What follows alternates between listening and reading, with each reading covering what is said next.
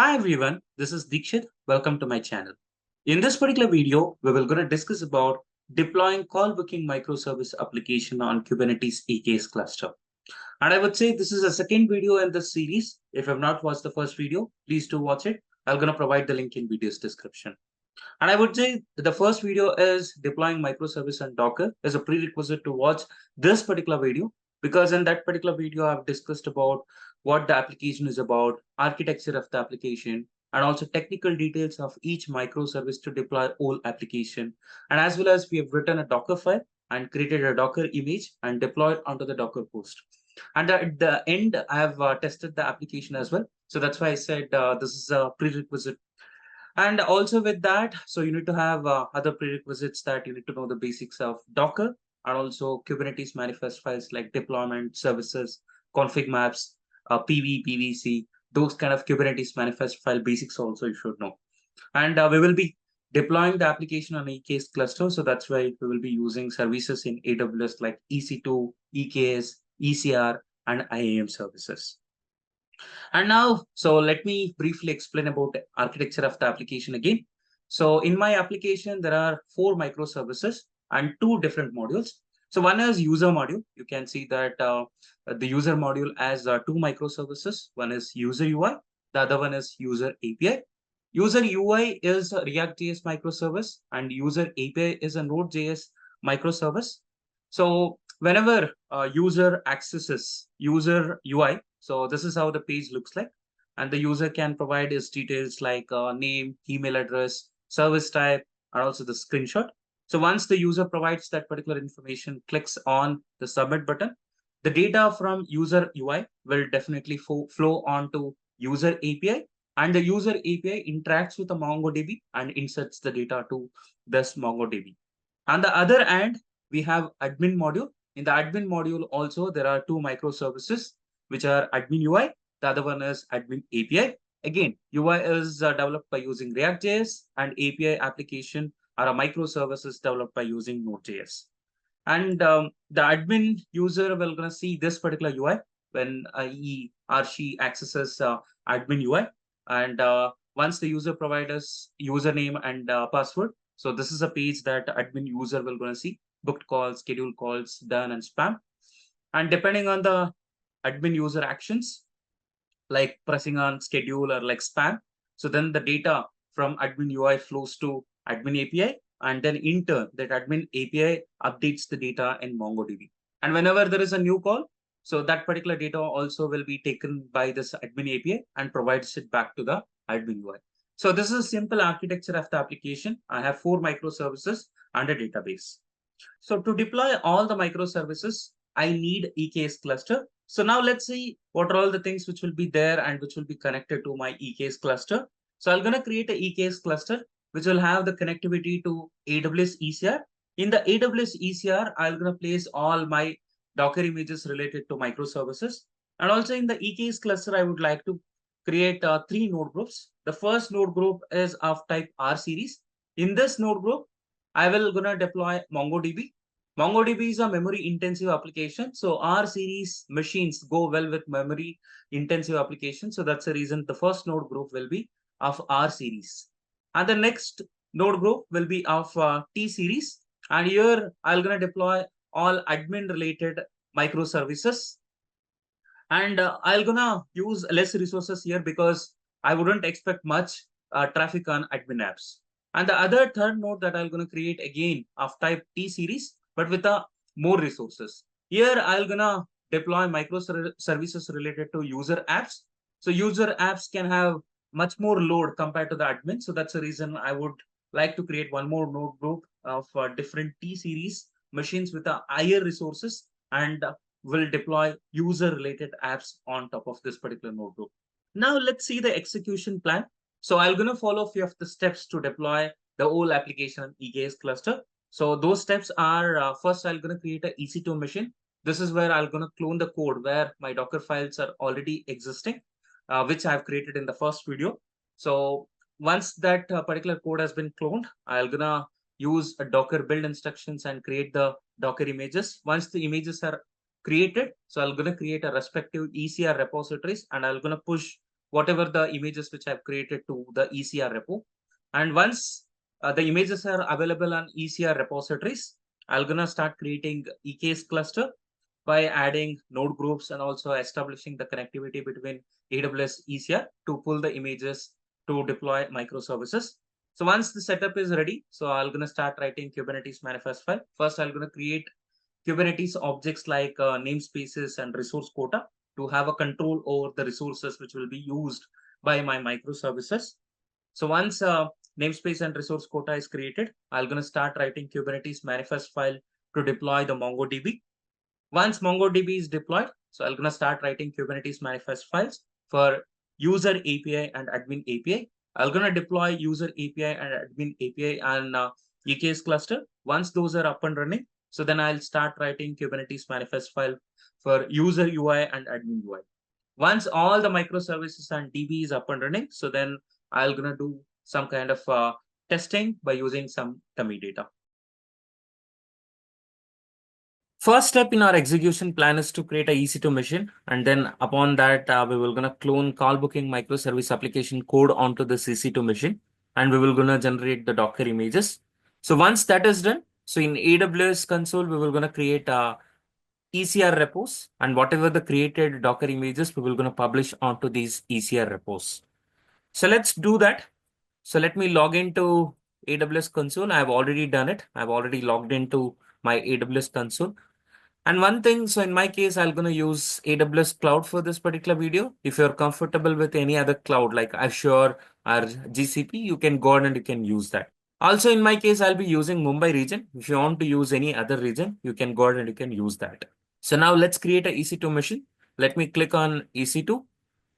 And so this is where I'm going to launch my instance. So to create a Docker images. So let me click on instances. And let's click on launch instances. And I don't have any running instances. So let me name this particular machine as Docker host. And I need only one machine, so I can provide one here. And then the OS, I'm going to choose Ubuntu as my OS.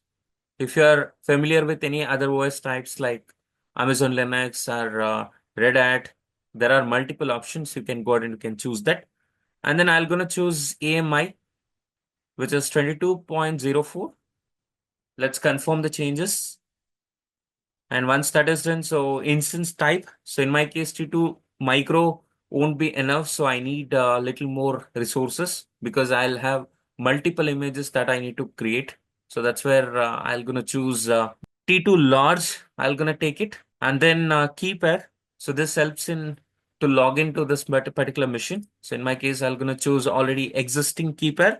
So if you don't have any, so then you can click on create new key pair and then you can create it. And in the network settings, I'm going with default VPC and no preference in subnet. In any one of the subnet which is there in the VPC can be created. And then I need a public IP. So that's where I'll keep it as enabled. And then security groups. I don't want to create a new security group. I'm going to go with the existing security group, which is a default security group. And then storage, I require a bit more. I'm going to choose 50 GB of type GP2. So this is a root volume. If you want to add a new volume, you can go ahead and you can add it. So in my case, I don't need. So that's where I'm just using a root volume of 50 GB. And then let's click on launch instance. It's going to take a few seconds to launch this particular instance.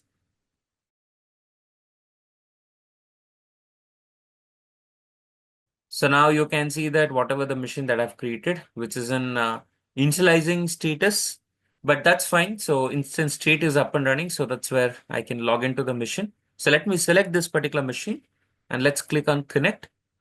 So when I click on connect, it will gonna show different ways to connect to this particular EC2 machine. So I'm gonna go with the SSH client. So this is where through PEM key, I can log into my machine. So let me copy this particular machine. And I'm going to use Tabby as an application or a command line tool to log into my machine. So let me go into the downloads folder. So that's where my PEM key is there. So let me now execute this SSH command. So now it will gonna ask me whether do you want to continue connecting to this particular machine or not. So I'm gonna provide as yes. And once I provide yes, you can see that I've logged into that particular machine. So now we need to install Docker because we will be creating a Docker images in this particular machine. And let me check whether Git is installed or not. So I see Git is already installed. So let's install Docker now. So I'll log in as an admin user, or else I need to prefix every command with sudo. So it's not a good idea to log in as a admin and then execute commands. You should do sudo and whatever the command that you want to execute. But as it is a demo, so I'm just logging it as a admin user. So let me first clone this particular repository. So this is a repository that I'll be using in this particular video. So I'm going to provide this particular repository's link in video's description. You can use it for your practice as well. So let's do git clone and then the URL. So which clones the call booking application code. And once this is done, so let's install Docker now. To do that, first let me update my package manager. Update is completed. So let me execute now a command to install Docker. So let's do apt-get install docker.io -y. Docker is installed. Let me execute docker -help instructions so that I'm gonna get all these options or not. I see that all the options it's showing up. So that means Docker installation is successful. Next, let's go into call booking application folder. So this is where we have application code. And now, so let me create a Docker image for all the microservices, admin API, admin UI, user API, and user UI. So to do that, so let me go on to the folder, so which is admin API. And before this, let's do one thing. So we will gonna also create AWS ECR repos so that once the images are ready, we can publish it. So let me go on to AWS console again. So here, let me open Elastic Container Registry console. So I don't have any repositories. Let's create one. So let me provide name. The repo name first, I'm gonna create admin -API. So this is for admin API images. So let it be mutable. So depending on your requirement, you can choose the options. I'm gonna leave all other options, whatever the default options are there, I'm gonna leave it as is. So let's create. And likewise, I'm gonna create it for admin UI, user UI, and user API as well.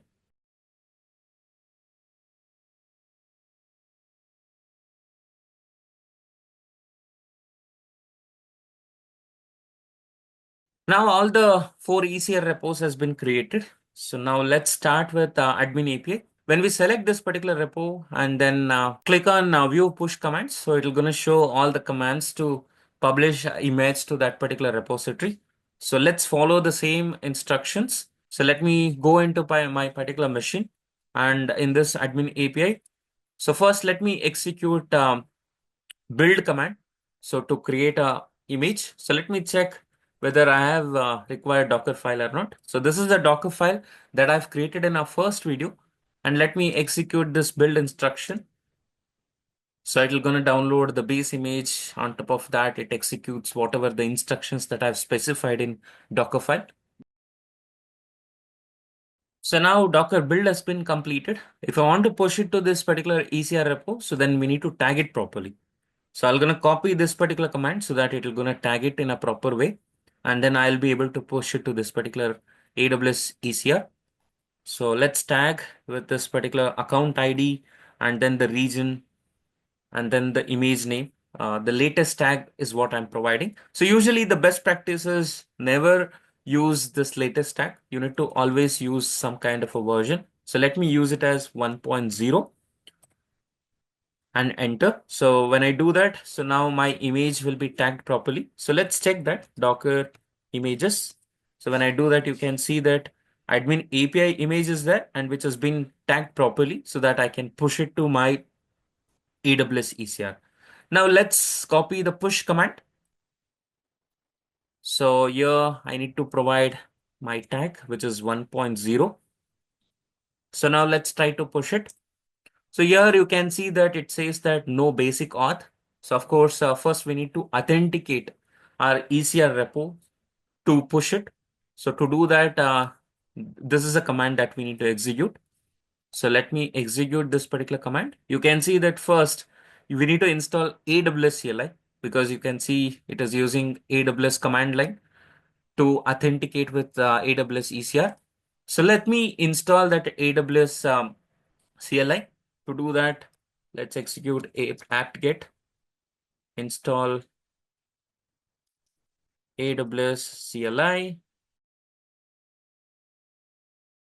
AWS CLI has been installed. So let's check whether it is installed or not. You can see that when I execute AWS command, so it shows some help message for me.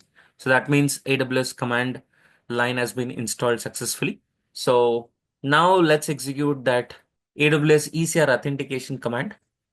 So again, you can see that it fails with one more error. It says that unable to locate credentials. Using two ways we can solve this particular issue. So one is we can create an IAM user where IAM user should have access to ECR. So for that particular user, we can create access key secret key, and then we can execute AWS configure. Then we can be able to authenticate with AWS ECR. The other way is already I'm using a EC2 machine. For this EC2 machine, I can add a role in which we will have access to AWS ECR. So for me, the second option is better. So that's where I'm going to use that particular option. So let me go to the machine settings. So this is a machine that I'm using, right? So let me click on this instance ID and then actions here.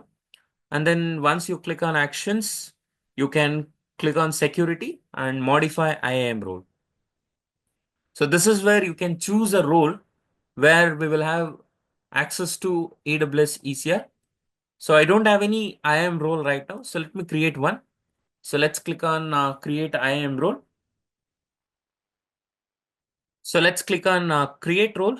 And when I click on create role, so it will ask me the information about policy that we want to use and for which service you want to use it. In my case, I want to use cases EC2. So let me choose EC2 as use case. And then let's click on next. And I'm going to choose a policy as administrator access to keep it simple. If you want to give only AWS ECR access, that is also possible. So let me open my GitHub repository. I have created few of the documents. So you can refer this particular document. So you can see that if you have these ECR actions, first you need to create a policy with these ECR actions. So once you create a policy and then you can create a role with this particular policy so that you will get a access to AWS ECR. But anyway, to keep it simple, I'm gonna go with administrator access.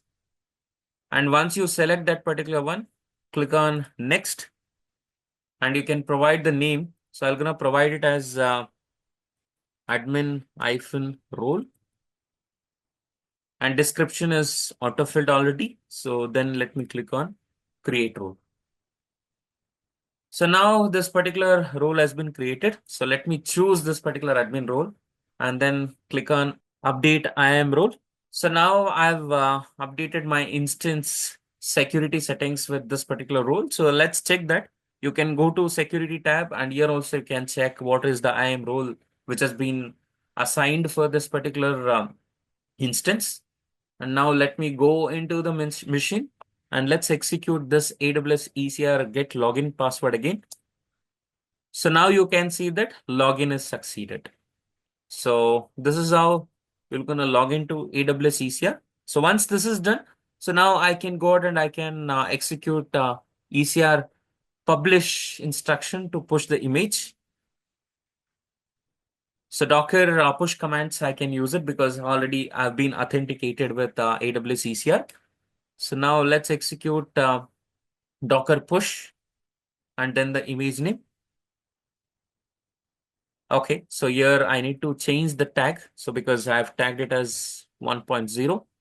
So now you can see that the image is being pushed to my AWS ECR repository. Same thing, let's follow it to admin UI.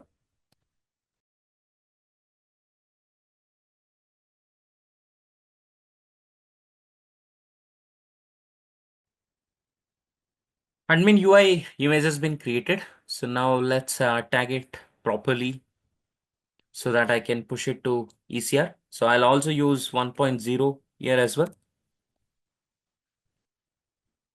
And then let's push it.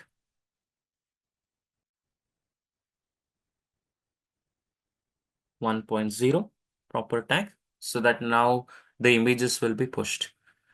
So likewise, I'll also use the same instructions to push the images respectively to user UI and user admin.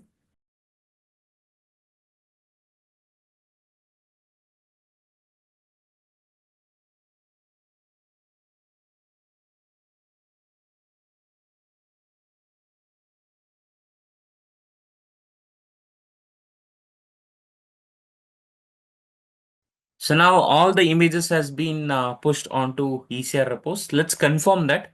Let me go into the AWS console. First, let's check admin API, whether we have image or not. You can see that the image is there.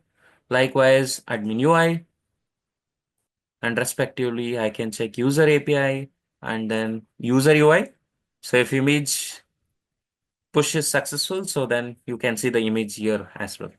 So now all the images are in place. So the next step in execution plan is to create AWS EKS cluster. So in my AWS console, let me navigate to EKS service. So let me open it in a new tab. You can see that I don't have any clusters. Now let me click on add cluster, create a new cluster. So here, let me provide the name of the cluster. So I'm gonna provide it as call booking microservice cluster. And then here we need to choose a IAM role. So for our EKS cluster, on behalf of us, if it wants to manage any AWS resources, so this role helps. So you can see that there is no existing role. So that's where let me click on create a recommended role. So here I need to choose AWS service as EKS. So which is pre-selected. You can see that EKS cluster. So we need to choose this EKS cluster itself. Let me click on next. So here policy is also pre-selected, the same policy that I need. So let me click on next and let me provide a meaningful name. I'm going to provide it as EKS cluster role. And then let's click on create role. You can see that EKS cluster role has been created. So now let me go to cluster creation window and let me click on this refresh. So you can see that now EKS cluster role has been selected here. And then Kubernetes version, this is where I can select. So there are multiple stable versions are there, and you can see that standard support date, many multiple information that you can see here. So I'm gonna go with the latest, or you can go with 1.30, which is a previous stable version. But anyway, so I'm gonna go with the latest version itself. And upgrade policy standard. So I'm gonna leave many settings as default. So allow cluster administrator access, yes. And then secret encryption, I don't need for now. So tags, so it's always better to give tags. I'm gonna provide as app all booking microservice. And then let me click on next. So this is where networking information that we need to provide, in which VPC, which subnet my EKS cluster should create machines or pods. So that particular network information you need to provide. So I'm gonna go with default VPC and subnets which are there in that default subnet, the default VPC, and then security groups. Again, to keep it simple, I'm gonna choose default. So cluster IP address family, I'm going to choose it as IPv4. And then cluster endpoint access, I'm going to choose both public and private. And then let's click on next. So if you want to capture any metrics, so then we can enable these options. And also if you want to capture any logs, you can enable these particular options so that the logs of API server, authenticator, control manager, everything will be logged in CloudWatch. So in my case, I don't need it. So let me click on next. And then we have few add-ons like kubeproxy, Amazon VPC, CNI. So whatever is the default, I'm going to choose only those. If you want to choose any extra add-ons, you can choose it. So it really depends on requirement. So I'm okay with these default add-ons. So that's where I'm not choosing any other add-ons. So let me click on next. And this is where we can choose what version of add-ons which are required. You can see that kubeproxy, if I want to choose any other version, so then I can go with it. So let's leave it as is and click on next. So this is a review where it shows whatever the settings that we have chosen, versions of add-ons, versions of Kubernetes version, everything it will going to show up here. So if you're okay with all this information, so then we can click on create. So once you click on create, it'll going to take a few minutes to completely create this cluster, because in the background it has to create a lot of roles, lot of network components. That's where it will going to take a few minutes to create this cluster. EKS cluster has been created successfully, and now you can see the status as active. So now, as I discussed already over a setup slide, so we need to add a couple of node groups, and also our EKS cluster should have access to pull the images from AWS ECR.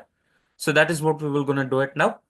And in my case, I'm creating EKS cluster manually. If you're already familiar with Terraform or EKS ETL command line, so through those ways also you can create a EKS cluster. And so as already discussed, I need multiple node groups. That is because R series is a memory intensive instance type, so which will go well with my database. So that's where I'm choosing R series. And for other microservices, T series is fine. These are general purpose machine types. So that's where I'm going with T series. One node group is for user module. The other node group is for admin module. So let me go on to AWS console. Let me click on compute. This is where we can add a node groups. And let's click on add node group. And let's provide the name DB node group. And also to create EKS cluster also, I have created a documentation. So let me go onto this particular repository again. You can see this is a document that I'm talking about, steps to create a EKS cluster. So I've already followed all these steps. So which is creating EKS cluster with the role. And then, so we have reached this particular step. We can see that wait for cluster creation. And now our EKS cluster is up and running. So the next step is to create a node group. And I've already clicked on creating a node group. But before that, we need to create a role as well. So that is where I'm there. So let's go now here, and you can see that there is no role. So let's click on create recommended role here. And this role should have certain policies. You can see that these are the policies that I need to select.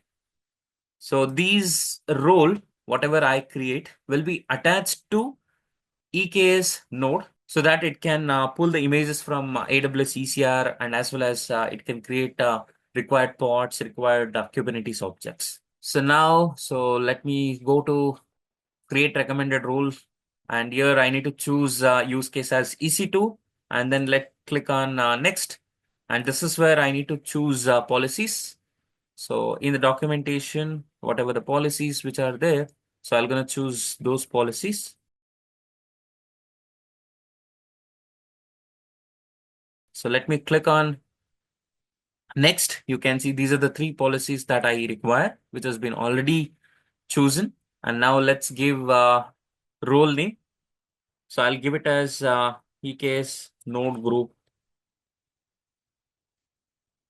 hyphen role,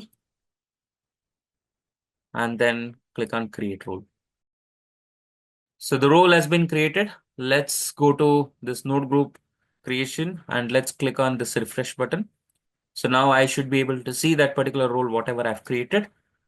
Now, once this is done, so there are multiple options to choose what kind of a machine that we require. So in my case, I don't use this launch template, so let it be. But here, I need to provide Kubernetes labels. So I will make sure that my database pod always will be deployed on this particular node. So that's where I'm gonna provide the label. So this label, I can later use it in my Kubernetes deployment or like a stateful set YML file. So let me provide the label as module, and I'll give module value as DB, database or DB. So let me give it as database. And then Kubernetes taints. If I want to restrict any pod to be deployed on this particular node, then I can go ahead and I can use this taints. But for now, I'll ignore it. And then tag also I can provide it. App, or I can provide again module database. And then once this is done, so let me click on next. And this is where I can choose what type of a AMI that I require, instance type that I require. So I'm gonna keep AIM as Amazon Linux itself, but the instance type, so I'm gonna choose it as R6A X large or large. If I have large, then I'll go with this large itself, R6A large instance type. So here I'm gonna get 2 vCPUs and 16 GB memory. So let me note down this particular value so that it will gonna help me to create resource quotas. So I will gonna name this particular file as info, and then I'm gonna take a note of this particular values. Disk size 20 GB, that's fine for me. And desired size, I'm gonna create only one instance of my database. So that's where I don't need multiple instances. So I'm gonna choose desired size as 1 and minimum size as 1. And maximum size, I'll keep it as 2 nodes. That's fine. And what should be the auto scaling configuration? So this is where we can give either as a number or a percentage. So let's keep it as default. And then the next one is subnets. On which subnets this particular nodes has to be created. So I've chosen all the subnets which are available in the VPC. And then let's click on next. This is a review page. If I've missed any information or like if you want to change any settings, then you can click on edit and you can change it. So in my case, I'm okay with all the settings that I've chosen. Let's click on create.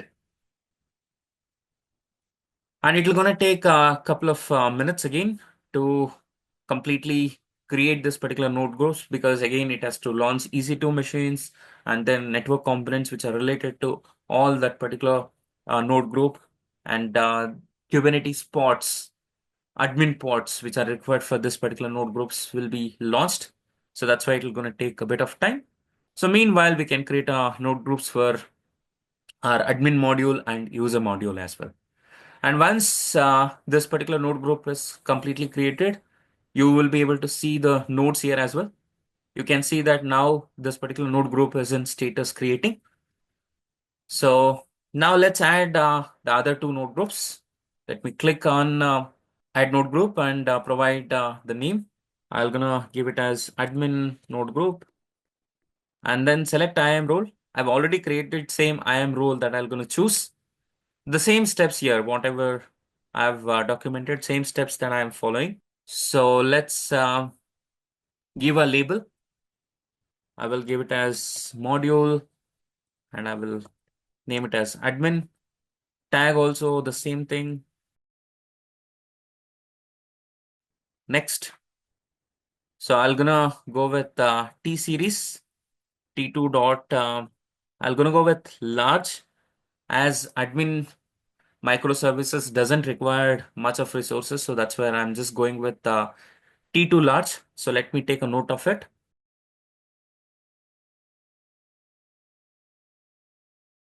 And then I require multiple instances here because 2 microservices are there. So it's always better go with the multiple instances. So I'm gonna keep desired instances to 2 and minimum sizes to 2, and maximum I can increase a bit. So maybe I'm gonna go with 4. And this is the size my node group will be started with. That means in this node group, initially 2 instances will be there. As load increases or the resources been utilized, upon that, it will be scaled up to 4 instances. So let me click on next. And the subnets already pre-selected, which are all the subnets which are there in my particular VPC. And then click on next. The review page, I'm okay with whatever the settings that I've chosen. So then let me click on create. And now let's create one more last node group, which is for user module. And you can see that my DB node group is in active state. So let's refresh it so that my nodes will be listed here. You can see that DB node group in that only one machine that I wanted. So you can see that one machine is already there, which is of type R6A large. And then the next node group is for user module. So let's name it as user node group. And then select IAM role. Label, I'll give it as module user. So this is to choose these particular machines when I'm deploying a certain application. So this labels helps me. So that's why I'm providing the labels for all the node groups. Tains, right now I don't need it. Tags also, I'll give it as module user. And let's click on next. And here I need T2, X large, a bit more resources I require for this particular user module. So that's where I've chosen like T2X large. Let's make a note of it. User, I'm taking this note. So this helps me to create a resource quota because my particular microservices I'll be deploying in a certain node groups, right? So that's the reason I'm taking a note of it. Permission. So here I need to take it as into 2 because we will have 2 machines initially, right? And then I'll keep it as is, but maximum size, I'll increase it to 4. And then node group update configuration, I'll keep it as same by default, whatever it is. And then subnets, that's fine for me. And then, so this is a review page. I'm okay with whatever the settings that I've selected. Let's click on create.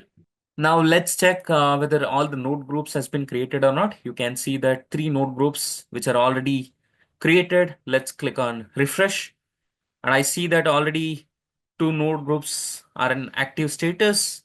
The third user node group that we have created recently, which is in creating state, you can see that respective node groups nodes are also being already launched here. So now EKS cluster has been created, node groups has been created, and required roles has been provided so that it can pull the images from ECR. So let's go to the execution plan slide. So these steps are done now. So creating a EC2 machine, publishing the Docker images onto ECR, creating AKS cluster with the node groups and the permissions is done. So now I'm going to create a few Kubernetes objects like namespaces. So this is to segregate my microservices properly. And with that, I'll also create a resource quota object. So through which we can have a control over pods resources. So let me do that. So to do that, first we need to connect to Kubernetes cluster. For that, we need to follow certain steps. For the same, I've created a documentation as well. So this is a documentation, authenticate EKS cluster. You can see that a couple of steps that you need to follow. First thing is you need to create an access key and a secret key with whatever the user that you have created a EKS cluster with. Once that is done, so wherever, in whichever the machine that you want to connect to EKS cluster, so that's where you need to execute AWS configure command. So in my case, I'll be using my Windows laptop itself so that I can authenticate EKS cluster and I can easily write Kubernetes manifest files and create Kubernetes objects as well. So in your machines also, if you take a Linux machine or a Windows machine, so make sure that AWS CLI is installed there. And once AWS CLI is installed, so we need to execute this particular command and then provide secret key and access key, whatever which has been generated in the previous step. So let's first execute or follow the first step. So I'm gonna go to this particular window, and so with this particular user, I've created a Kubernetes cluster. So let me create a security credentials for this user. So your access key, under access key, we need to click on create access key, and then I'm gonna check this box and click on create access key, and this provides me access key and secret key. So now the first step has been done, and the next step is execute AWS configure in the machine where you want to connect with EKS cluster. In my case, as I said, I'll be connecting from my Windows laptop, so that's where I'll be executing AWS configure. In my case, AWS CLI in my Windows laptop has been already installed. If you have not installed, please do install it. And then, so that's where I need to provide access key, secret key, and the region that I want to work with is Mumbai region, so which is AP South 1. So I'm fine with that. And then default output format is none, so I don't want to change it. So let me press an enter. So now AWS config file would be created. So now whatever the CLI commands that I'll execute will be authenticated, and then it should execute to the successful AWS S3LS. This is the command to list the buckets. So let's see. If any authentication error is there, it would have thrown an error here, but there are no errors. So that means my authentication is successful, is what I can say. But there was no output of this command because there is no buckets in my account. So that's where there was no output out of this command. So once this is done, the next step is by using this particular command to connect with EKS cluster. Till now, what I did is I've authenticated AWS account. So to authenticate with EKS cluster, so then I need to execute this particular command. So what this command does is it will gonna update my kube config file with the required configuration to connect with the EKS cluster. So let's provide required information. So when I press an enter, now you can see that the command execution also, it says that updated context. That means in my case, whatever the kube config file will be there, right? That has been updated with the EKS cluster details. And one more thing with the AWS CLI, you should also have kubectl command line that has to be installed in your laptop so that you can create Kubernetes objects. Now our kube config file has been updated. So let's execute kubectl get PO to check whether I'm really connected to my cluster or not. You can see that it responds with no resources found in default namespace because I've not created any pod in default namespace. Let's execute kubectl get PO -a so that it will gonna list the pods which are there in all the namespace. You can see that a couple of AWS node, EKS pod, kube proxy pods has been created. Now let's create objects like namespaces and resource quota. Namespace is for segregating the microservices, and as well as resource quota is for having a control over whatever the resources which will be used by pod. These are very important objects that will be even considered in production grade projects. If you consider a production grade projects, there would be so many number of microservices and applications. So to deploy, to manage n number of microservices, segregating plays a very, very important role. So that's where namespace will come into picture. And then resource quota, that is also very, very important because if you don't have control over your pod, whatever the resources which will be used, so then it can use or max out whatever the resources which are there in the Kubernetes cluster or a node. So which can create a lot of issues. It can impact whatever the resources which can be required by other applications or pods. And even sometimes as the resources will be maxed out, the machine can go into unresponsive state. So that can create a lot of issues. That's where these plays a very, very important role. So in my case also, so I have three modules. One is database module. I wouldn't say this is a module, but yeah. So in my case, database, I'm considering it as a one module. The other two are admin and user. So I'm gonna create three namespaces with the name database, admin, and user. And for each, I'm gonna associate a resource quota. So for database, I'm gonna associate a resource quota, which will have information where how much my database pod can use CPU and memory. And here I have created different node groups for different modules, right? I'm going to refer the details of these node groups while creating a resource quota. For example, if you want to deploy database, I'll always be deploying it in this particular node groups. That's where I'm going to use information about this particular node group to resource quota, whatever I associate it with database namespace. Likewise, admin and user also, I'm going to use a respective node groups details as well. So now let's start writing a Kubernetes manifest file. So I'm going to use my Visual Studio Code. As I've already mentioned, I've connected my Windows laptop with EKS Cluster. So let me create a file with a name namespace underscore resource quota dot YAML. And let me open a right side view where I'll have the details about my node groups so that it helps me in creating a resource quota object. So first thing is namespace. So I've installed some of the extensions in Visual Studio Code. So which are Kubernetes, Kubernetes support. So that's the reason when I type in, if you see here, I want to create a namespace. When I type in namespace, it is gonna give me an auto suggestion. When I select this auto suggestion, it's gonna print me the definition of that particular object. I wouldn't say it will gonna print definition for all the objects, but most of the basic objects, it can print the basic definition so that you can change it accordingly. So in my case, I want to create three namespaces. First, I'll create database namespace. So for this, I want to associate a resource quota. So let's check whether my extensions will support resource quota as well or not. So it is not. So let me search with quota. I don't see any support by my extension. Let me type it.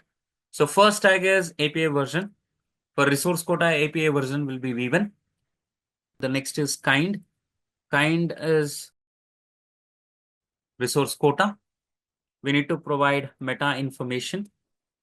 So here I need to provide a name for this particular resource quota. I will gonna name it as database -rc. And this resource quota should be associated with a namespace. So I'm gonna provide namespace tag and specify database.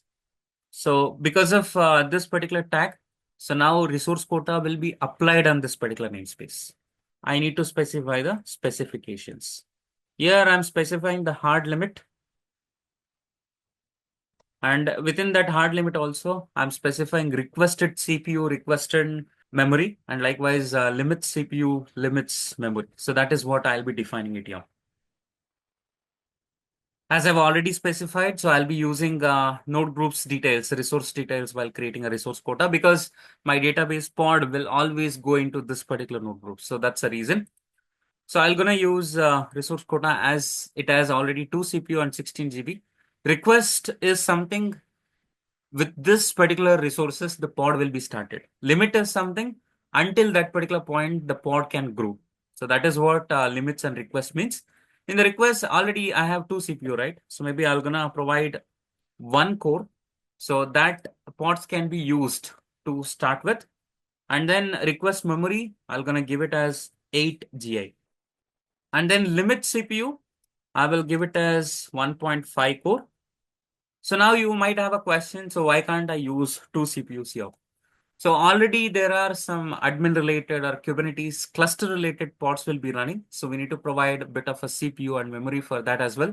And also it's not a good idea to completely max out whatever the resources which are there in the machine. So we need to keep a bit free resources so that machines will respond properly.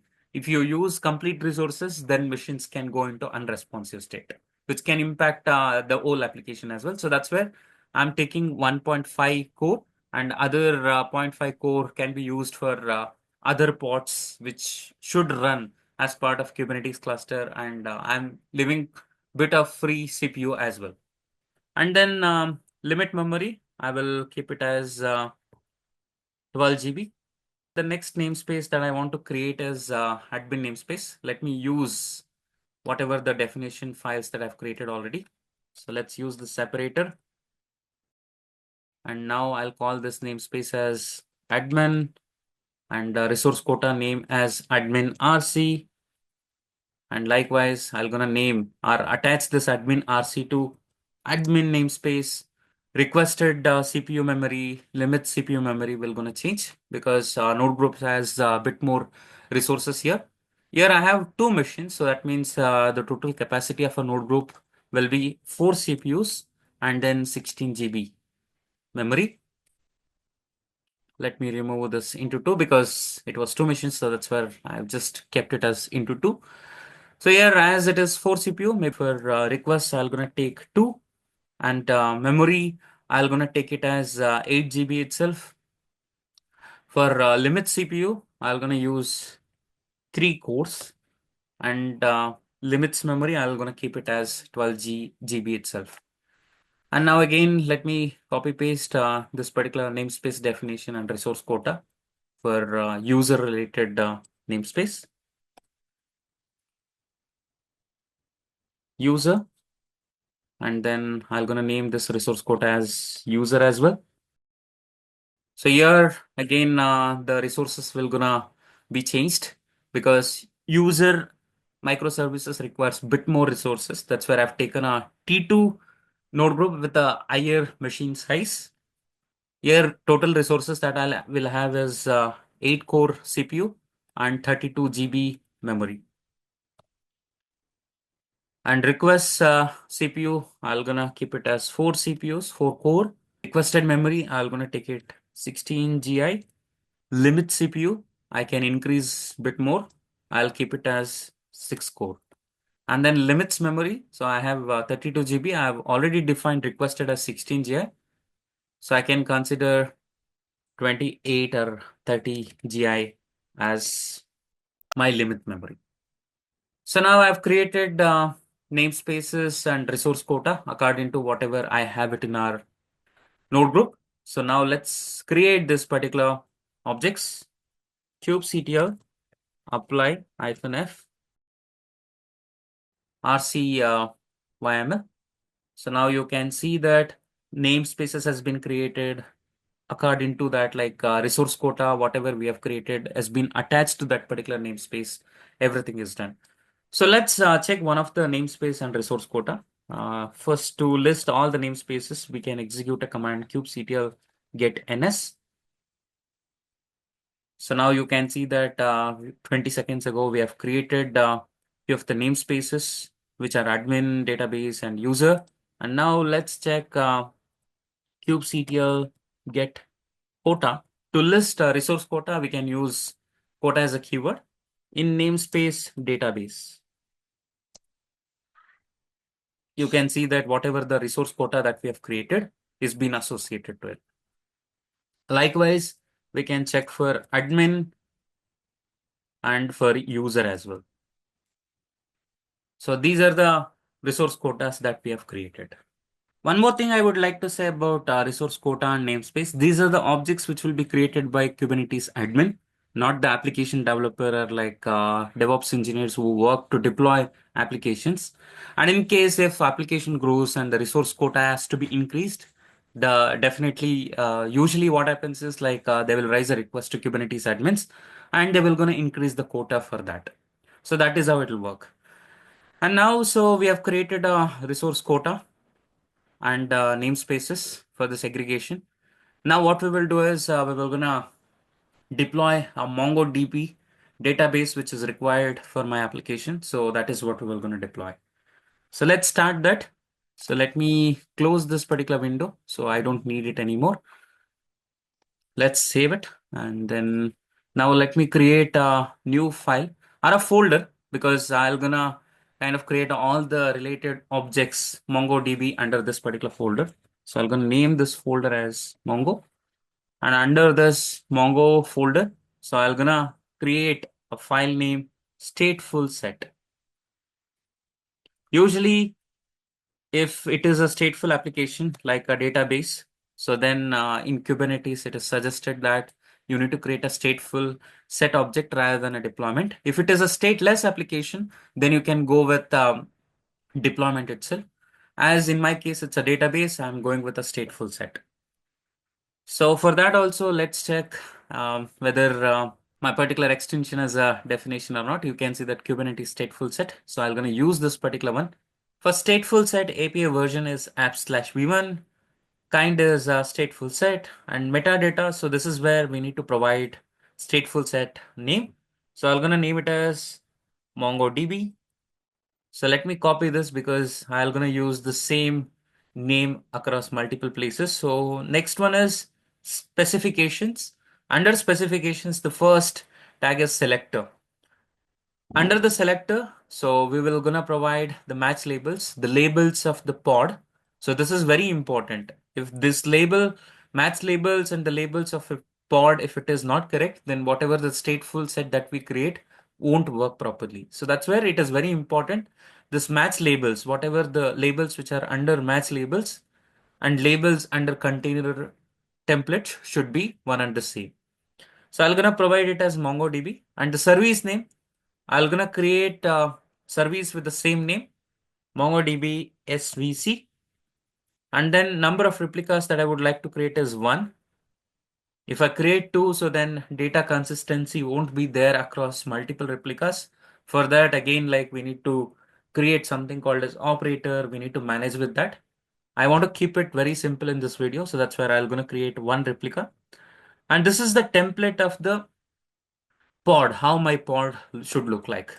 So here also the labels, as I said, match labels and this label should match. So I'm gonna provide app as MongoDB itself. And then under the specifications of the pod, so this is where we can define the container name as database or a MongoDB, and then the image. So for this image information, let me go to the repository. So I have a Docker commands through which I've brought up complete application on a Docker host. So this is a command that I'd used to bring up my Docker container. So here, if you see, I'm using Mongo as an image. Let me take the same image and I'm going to provide it here. And the next one is port, container port. Inside the container, MongoDB will be running, and what port that particular container will be running. So that particular port I need to specify. So usually MongoDB runs on this particular port. So that's where let me provide the port 27017. So this is the by default MongoDB port. And then, so I don't require this information. So let me remove this particular one. And name, you can provide it. It's up to us whether we want to provide the name for the port or not. So that's totally fine. If you provide name also, that is good. So let's provide name as DB port. So once this is done, so the next thing is, if you see this particular command, so here we are also specifying some of the env variables, Mongo init db root username, and the other one is Mongo init root password. So this is really, really important because if we don't have username password, so then our API microservices won't be able to connect with the DB to insert or to update the data. So that's where we need to set this particular env variable so that our API microservice can interact with this particular MongoDB to insert or update the data. So in Kubernetes, if you want to create env variables, then we need to use a tag env. So let me, here if you see, I've used my extensions help. When I type in env, it has suggested env block for me. So I'm using that. And first environment variable or a env variable that I want to create is Mongo init db root username. And here I can directly provide that particular value like this, name and a value. But here if you see, this is little sensitive information because username and password. It is not good to hard code it here. So that's where it's better to always keep the sensitive information in a secret object and then refer it in our stateful set or a deployment. So for that, let's create one secret. So I'm gonna create a new file for that, secret.yaml. I can create the secret object in this particular file itself, but it will be too lengthy. So that's where I'm gonna segregate it and I'll place it in secret.yaml. So let's again create a secret object, Kubernetes secret. The API version for secret will be v1, kind will be secret, metadata. Let me provide name of this particular secret as Mongo DB secrets. And then also we need to specify the namespace, in which namespace this particular secret has to be created. Namespace database. I want to create it under database namespace. All the objects which are related to MongoDB, even for the stateful set, I need to specify the namespace. Or else it will go by default into whatever the namespace you are already pointed into. And now in the secrets, I need to have two key value pairs. One is to store the username, the other one is to store password. So I'm gonna name one key as DB user, the other one as DB password. And also always in secrets, we need to provide base 64 encoded values. You can't provide plain values as is. So we need to encode it first and then only we need to provide it. So Kubernetes will gonna read that encoded values inside stateful set. It will gonna decrypt automatically. We don't need to add any extra functionality to our deployment or a stateful set. In my case, as I'm using stateful set, I don't need to add any extra configurations here. So here under the secrets, so DB user, first let me open an internet base 64 encode. We can use this particular website to encode our values. So I'm going to go with the same command. So here I've used username as Mongo admin. We can use any admin name and a password, but I'm going to go with whatever I previously used, which is Mongo admin. And this encoded value, I need to provide it here. And likewise, the password as well, which is secret. Now let's provide it here. And also I see one more env variable, which is Mongo init database, mydb. I don't think so, which is required for now. So I'm going to ignore this particular one. So two env variables, which are very important, is username and password. So I've created a secret for that. Now we need to refer this particular secret key value inside this particular stateful set. So if you want to read a value from that particular secret, the syntax is this: value from and then secret key ref. And then we need to provide the name of the secret. So the name of the secret in my case is MongoDB secrets. So I need to specify that particular one. And then after that, the key under this particular secret is DB user. So I need to provide this particular key name. And we have defined one env variable. The next env variable is the password. So let's define that as well. And the name should be Mongo init root password. So let me copy this one. And then secret name will be same, but the key that I want to refer from the secret is DB password. So let's provide this. Now I've provided name for the container, image with which the container should be started, and the port, container port, and as well as environment variables which are required for starting the database. So this is the basic definition file that we need to create. But let's consider a few of the best practices as well. So if you want to keep your pod highly available, so then we need to use concepts like resources, liveness probe, readiness probe. So first, let's define the resources. Always, whatever the pod that you create, the best practice is always to specify the resources, limit resources, and as well as request resources, so that you'll have an idea how much resources your pod is required. If you don't specify, so then it will use how much ever it requires. So that is a really a bad practice. So let's define the resources now.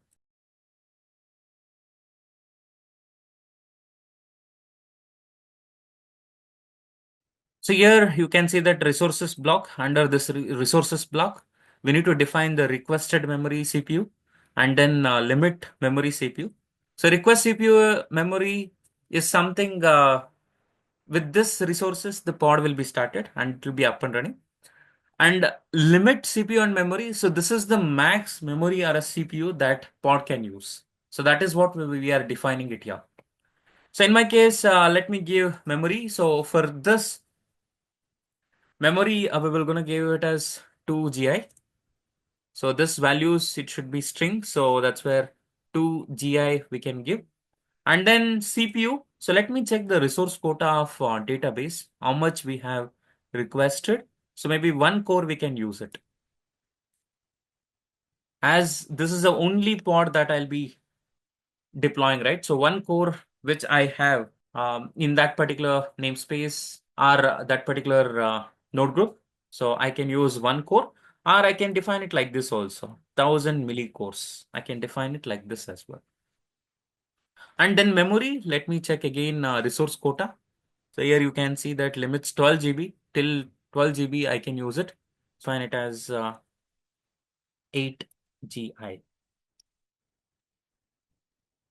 And here I'm gonna specify it as 1.5 cores or 1500 millicores. So this is what I can define it.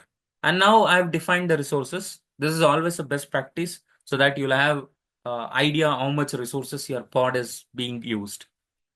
And also when you define a resources, your pod will be marked as a guaranteed pod. If you don't know what is guaranteed pod, please do read about that particular one. It's a very interesting concept.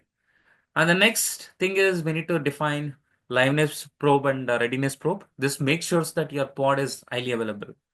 Readiness probe makes sure that whenever your container is ready, then only it will accept the request.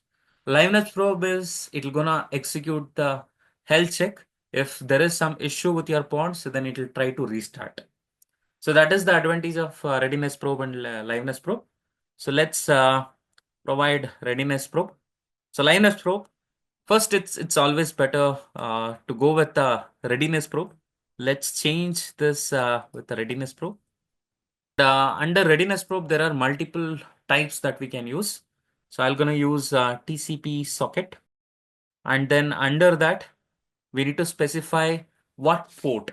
See, there are multiple types under readiness probe. We can our liveness probe we can define TCP socket and also execute, and we can use HTTP. So when I use TCP socket, and under this, if I define the port I'm gonna give it as MongoDB port itself. What it does is when the pod is created, it will try to establish a connection on this particular port. If this is successful, then only it considers that the database is up and running, and then it will mark the status of the pod as healthy. And then other parameters are there under this readiness probe, which is initial delay. So this readiness probe should activate after 60 seconds of creation of the pod. Then the timeout seconds is whenever I execute this check, I should get the response within 10 seconds is what it does define. And then we can also define the other parameters under readiness probe, which is period seconds. So let me define it as 5 seconds. This means this check will gonna happen for every 5 seconds. That is what I've defined here. Now, once this readiness probe is done, so we can also define liveness probe. So you can see that under liveness probe, again, here I can use TCP socket, but once DB is up and running, so TCP socket will be always available. We will be able to establish a connection on that particular port. But I don't want to do that. So instead, I want to execute some MongoDB related command. So this is a command that I want to execute. This is the Mongo admin command. So this makes sure that MongoDB is up and running. So what it does is it just sends the ping if it gets the response within whatever the time out seconds that I've specified. So that means the DB is up and running. So that is what I'm trying to do here. Here, if you see in readiness probe, I've used a TCP socket, and in liveness, I'm using execute. Under execute, I can execute some command, and I can check whether that particular application or tool is up and running or not. Here also I can specify period of seconds, for how much intervals of time. So my health check should execute. So that is what I can specify. Readiness probe will be executed when my pod is created. This makes sure that my pod is able to accept the traffic or not. And liveness probe, it always executes the health check and it will make sure that whether application is up and running or not. If application which is running inside the container, if it is unresponsive or like it has gone down due to some reason, then liveness probe is responsible for restarting that particular container. So that is what it does. And now, so we have created a stateful set, database stateful set. So let's deploy it. Let me clear the screen and kubectl apply -f. Mongo is a folder. I want to create all the objects which are there in the Mongo. So now you can see that secrets has been created, but it says that unknown field limit. So let's check what is the syntax error here. So it should be limits. So let's save that. And again, let's try to reapply. You can see that now MongoDB stateful set has been created. Let's do kubectl get pivot. So by default, this kubectl commands will be pointed to the default namespace. We can change this configuration to point to my database namespace as well, or else you can use this command as well. Kubectl get pivot -n database. This is namespace name. You can see that MongoDB is up and running, but still you can see that 0 out of 1. That means it's not yet ready. This is because my readiness probe check has been not successful. You can see here initial delay is 60 seconds. That means after 60 seconds only readiness probe will gonna execute. Once that is executed for consecutive successful times, then only it will be marked as 1 out of 1.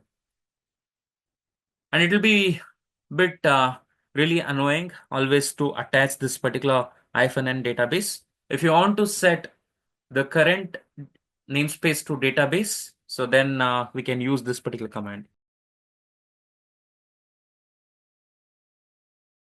This is the namespace name is what I've provided. You can see that once I execute that, it says that context has been updated or modified. So now I don't need to attach -n this particular part to my command always, because I've already pointed to database namespace. So now let me execute kubectl get pivot. You can see that MongoDB is up and running properly. Now this is fine. So stateful set has been created. So if someone, like some of the application, if it has to access this MongoDB, we need to have service. We need to create a service so that through that only other applications or a microservice can connect to this particular DB. So let's create a service file, service.yml. And here MongoDB should be accessible only within cluster. It shouldn't be exposed outside world. So that's where I'll be creating a cluster IP service. So let's use extension help here, Kubernetes service. I'm gonna provide the same name, whatever I've provided here, service name. So service name is MongoDB service. And then I'm gonna create this under a namespace database and then selector. This labels, whatever I have, should match it with the labels of the pod. So that's where I'm gonna copy paste it, app MongoDB. Either this we can do it, copy it from the stateful set, or else we can execute this particular command, -fn show labels. So even this will show the label. You can see that app MongoDB, and by default, there are few labels which will be added by default to the pod by Kubernetes cluster. So in my case, I'm interested in this, so I'm providing that. And the port 2707. So the same port I would like to give it. And then the target port, either you can specify the port directly or you can specify the name of this container port, DB port. So I would like to go with the name. So I'm going to take this and provide it here. So this is the container port where the application, in my case, MongoDB is an application which is running. And this is the service port that we need to define. As it is a cluster IP service, I don't need to specify the type of the service. By default, it is a cluster IP. And let's deploy it. So I would have provided the name of only the service file, but even if I provide the other objects as well, so kubectl or like Kubernetes is clever enough to identify what are all the changes and it will deploy only the changes. Now, whatever the components or objects that I want to create for MongoDB are created and the pod is up and running. So now let's create, we will gonna create objects for deploying user API and admin API.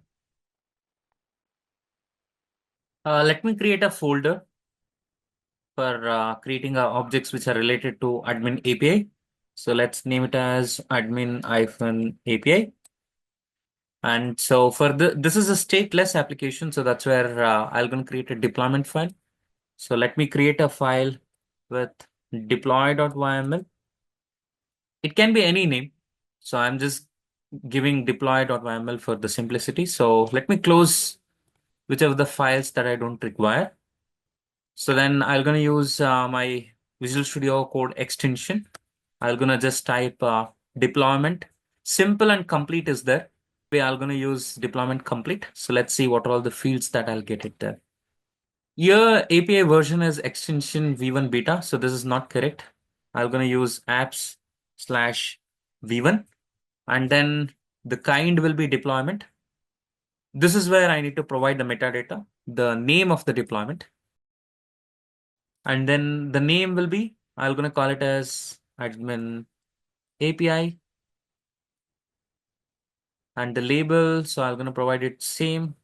To keep it simple, I'm going to provide everywhere admin API itself. And then specifications.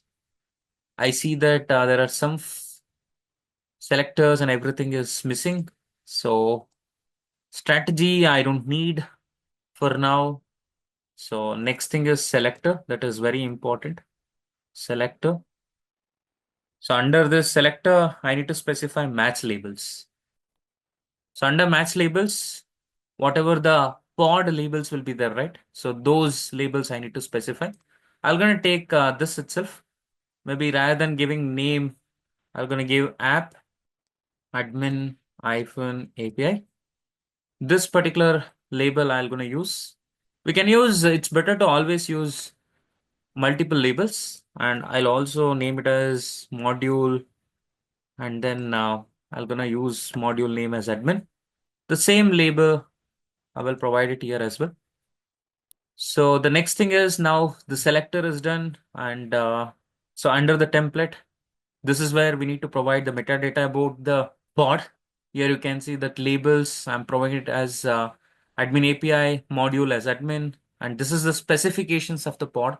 What container you need to create, what should be the name of the container, everything that you need to specify it here. So I'm going to use the container image, which is there in our AWS ECR. So let me go on to my AWS console. So I will open ECR repositories in one of the tab. So this is an image name. So I'm going to use this. So let me provide the image name. And then the name of the container, I will keep it as admin API itself. And then resources. So requests and limits, both the things that we need to define. So let me create it for limits as well. This is always a good practice that you need to specify requested CPU memory and as well as limits CPU memory so that you'll have an idea how much your pod is using. And as API doesn't require much resources, I would give 250 micro core as CPU and then memory as 1 GI. And here also limits CPU, I'll gonna give 500 my millicore, and then memory as 2 GI. So the next thing is, before moving ahead, first we need to define the ports as well. On what port our container will be running inside the pod. So that port we need to specify. Container port. So for this, let me go to the documentation, call booking, and right now I am working with admin API. So you can see that it will gonna run on 1004. So let me provide that particular container port and then name of the port. So I can define it as some HTTP port. So now we have defined the image, name, port, resources. Let's define liveness and readiness probe as well. So let's remove this volumes I don't require. Volume mount is not required for this. And also few of the env variables are required. So that is important. So I'm gonna remove whichever is not required. For sure, I need one of the environment variable. So I'm gonna define the env block here. Again, let's go back here and you can see that this is the env variable that I require to bring up admin API, which is Mongo URL. Let's copy that Mongo URL. So let's type in env from secret. So this is the block that I would like to use. Name of the env variable should be Mongo URL. And here again, if you see, this env variable also will have some kind of a sensitive information, which is a connection string, the information about your database. So that's where I would like to create a secret again for this. So let's create a secret.yml. Secret template I'm going to use Kubernetes secret.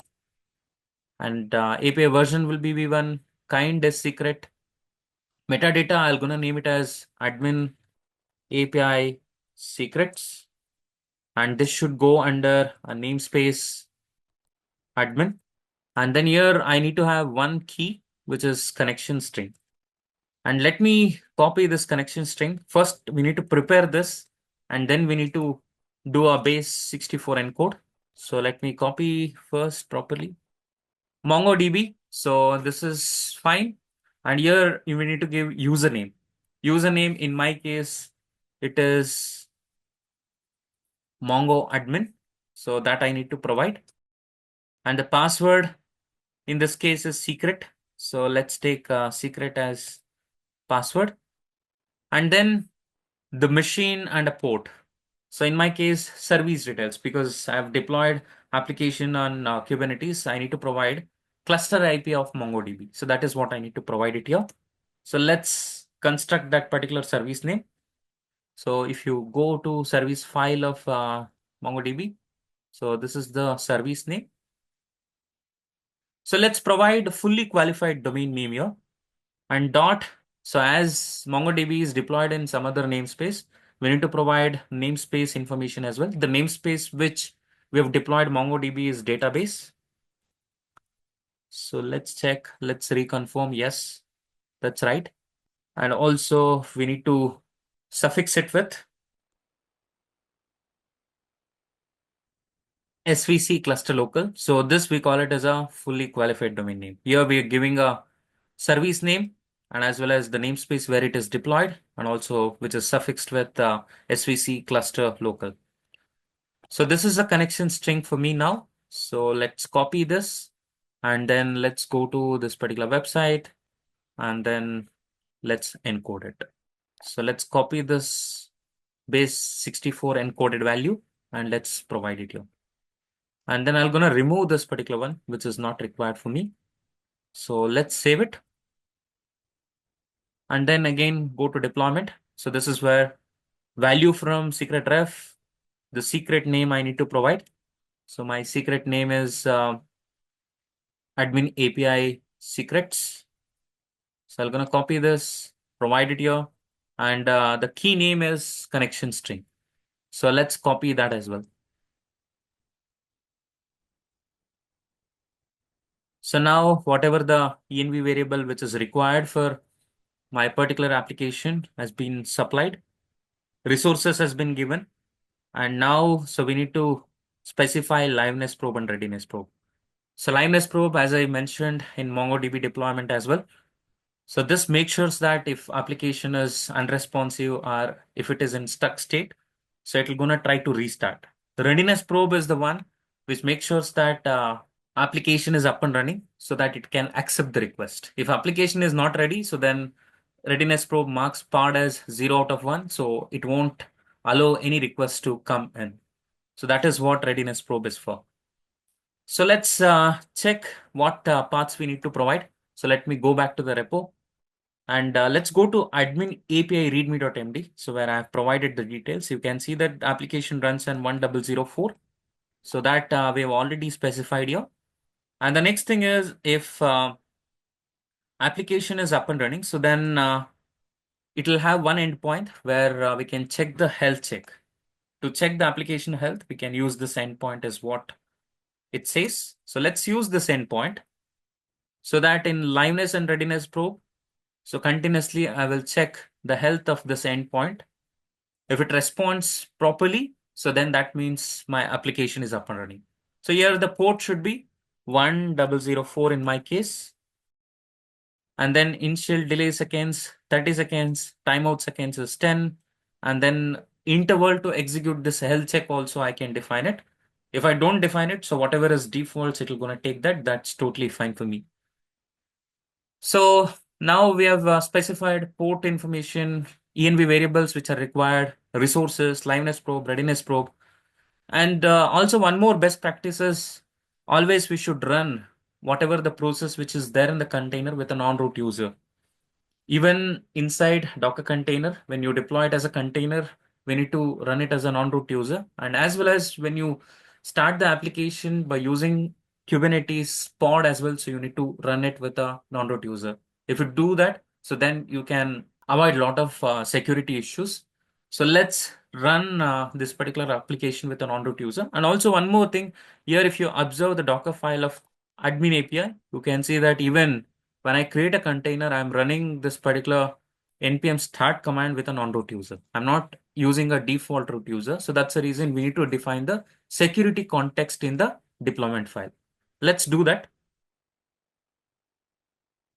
So this is how we need to define the security context. Here, if you can see, I'm defining the security context and setting run as non-root user to true. And then, so whatever the non-root user ID and a group that I need to specify. So I've specified all the required information here. And as well as one more important thing is we need to deploy this particular admin API and a node group, a specific node group, which is labeled module admin. So let me go back to the Kubernetes cluster. If you see here, this is the node group that I want to deploy admin related microservices. So let's check the labels here. So I'm going to use this module. So for that, so let me use node selector and then give the module. There is a typo mistake, it should be module. So let's give it as admin. That's totally fine. And so yeah, that's it for this particular deployment file. Here, if you could see, secret is there, deployment is there, and required parameters for the deployment has been specified. And whatever the secrets that we want to read, that has been read in this particular one. So let's try to deploy it. And also, I forgot one thing while deploying the MongoDB, I guess. The thing is, I didn't specify the node selector. So let's specify the node selector in my MongoDB as well. So let's go here. Before the container, I can specify node selector. And here, so let's check what is the label for DB group. So labels, here I've given a proper key name, which is module and then database. Let's redeploy database and also deploy admin API. Before deploying admin API, so let's create a service as well. So service.yaml. Kubernetes service, apps v1 kind service, and the name I'll gonna give it as admin API hyphen SVC. And then the selector, it should be same as whatever I've provided in the template of the pod. So I'm gonna take the same service labels here as well. So let's save. And then the port, this is the service port 1004. And then the target port, either port number itself I can give, or whatever the name that I've created here, I can provide that name as well. So either one of it is fine. So now this time let's go with the target port number itself and then node port. So we need to specify the node port. So this time we will going to create a service type node port because this has to be accessed outside Kubernetes cluster. So that's where I want to create a node port service type. So let's specify the node port. If I don't specify it, randomly Kubernetes will assign the port. So let's specify the node port as well. By default, usually service will be created as a cluster IP. If I want to create node port or a load balancer service, so then I need to specify it. So let's specify that as well. So type node port. Deployment secret service, which are required for admin API, has been created. Let's try to deploy now. So let's destroy whatever the objects that we have created for Mongo and recreate it, or else we can reapply it also. That's fine. But I want to clearly remove it. And again, I want to deploy it back. So let's reapply Mongo first.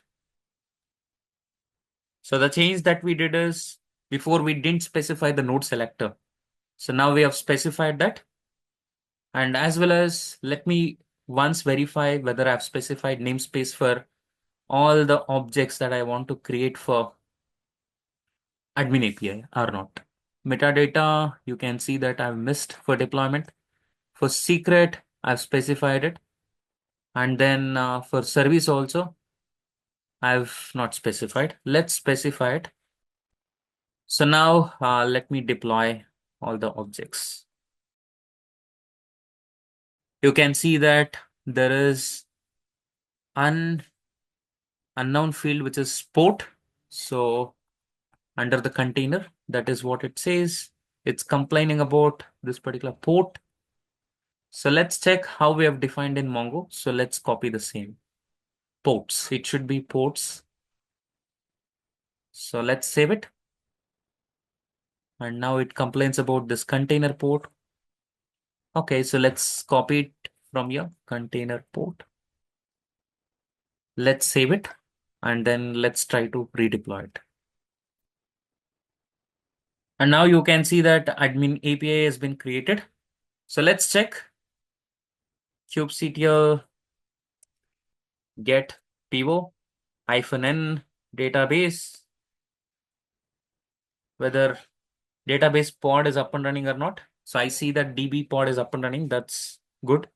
And then kubectl get pivo admin namespace. So this is where my admin related microservice should be up and running. You can see that the status is image pullback of error. So that means it is not able to pull the image. Let's check that. But before that, I want to check whether my service and secrets has been created or not. So let's check that. SVC and then secrets. Secret. So I see that service has been created properly on the node port. And then we have created a secret as well. So now there is a issue with the pod. It says that image pullback of error. So let's check whatever the image that we have created is proper or not. So let's copy this particular image name and then check whether the image name, whatever I've created or provided is correct or not. I see that this is correct. So this is the mistake. You can see that the tag is 1.0. So that we have missed. So let's provide that particular tag and let's try to redeploy it again.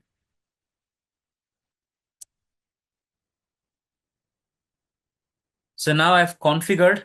So let's check again kubectl get PO admin. I can see that now it is up and running. You can see that deployment has created a new replica set. New replica set in turn created a pod. You can see that it is up and running. Let's monitor. So we need to get 1 out of 1. So I see that one more error, which is crash loop backup error. Let's check the logs of it. So to check the logs of that particular pod, so then we need to execute kubectl logs, and then I need to provide pod name -n admin. So I see that access denied.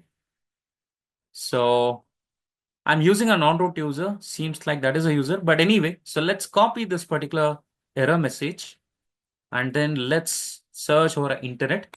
Usually nowadays, the chat GPT, which is a very handy at work. So I'm going to use the chat GPT itself. Access permission denied inside it's pod. So let's see what response it will going to give. Nowadays, I use ChatGPT for multiple things, even in my work, and even if I want to write any good emails, even in that cases, I will use ChatGPT. So let's read from the beginning. So it says that common issues, causes, and the solutions. Port requires evaluated. Ports below 1024 are considered privileged and typically require root permission to bind.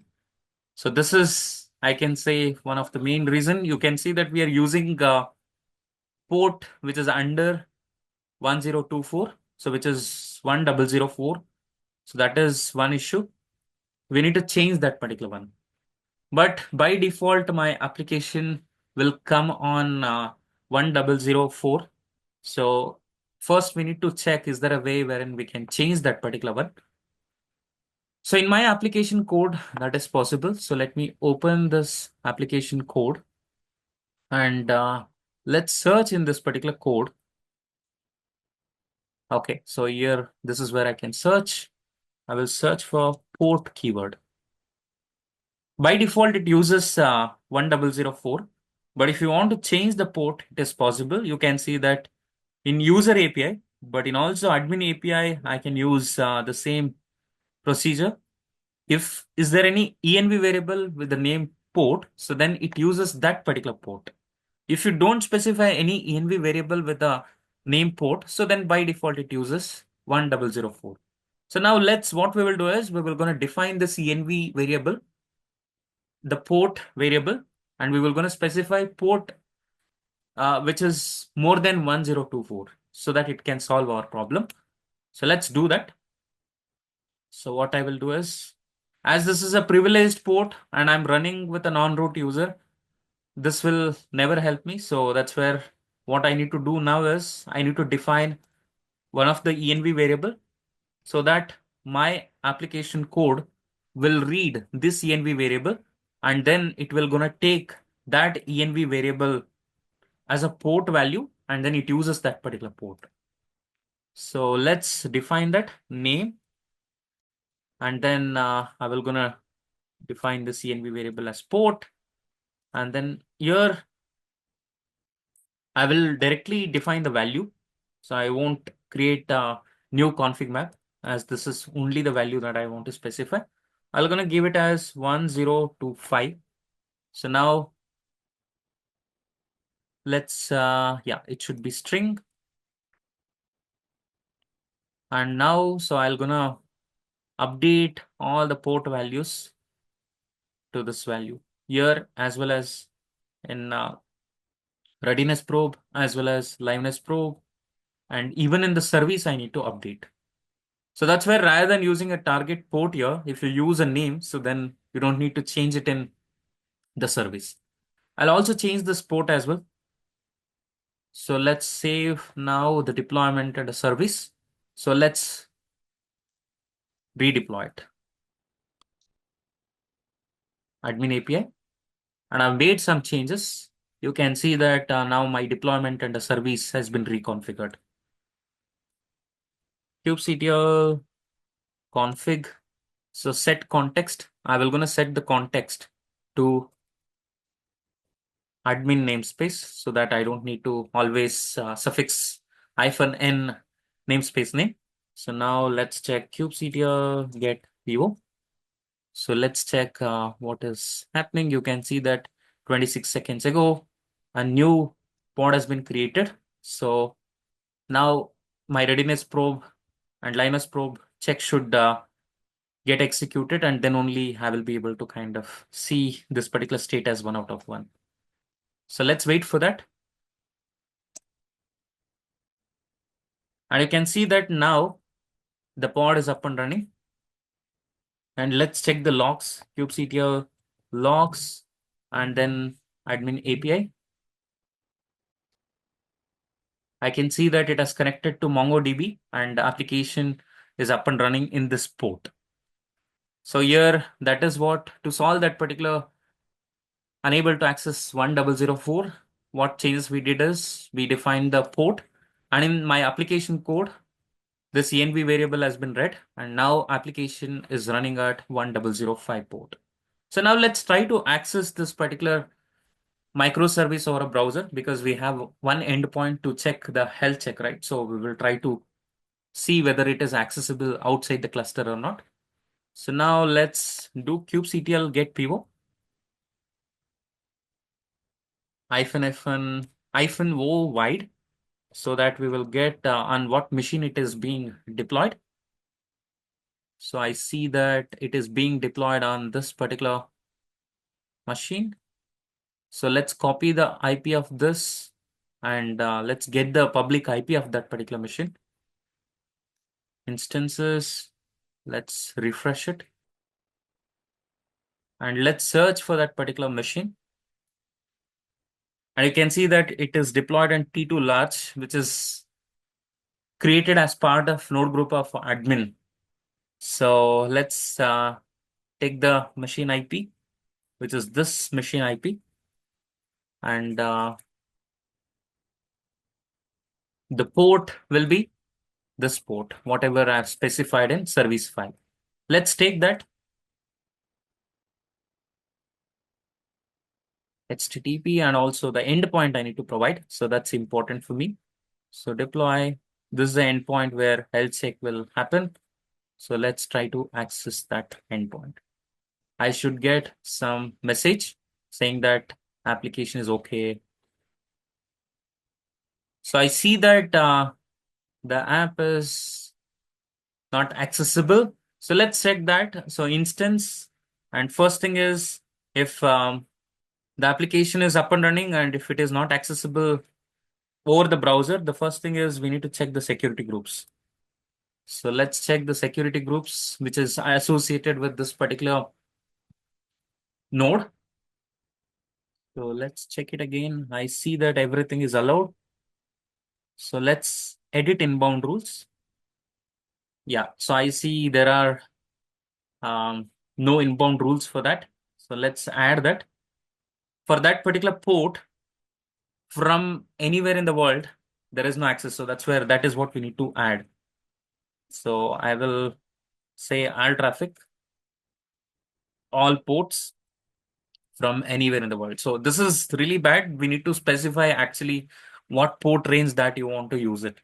So that is a good idea to always do it, because if I enable all the ports, then we can deploy, we can use all the ports. This is not a good idea, but it's a demo. So that's why I'm using, for the simplicity, I'm using all the ports anywhere in the world. Let's save it. And once I save this particular one, so let's try to access it. Now you can see that my application is responding. I'm getting status okay. So that means admin API is up and running without any issues.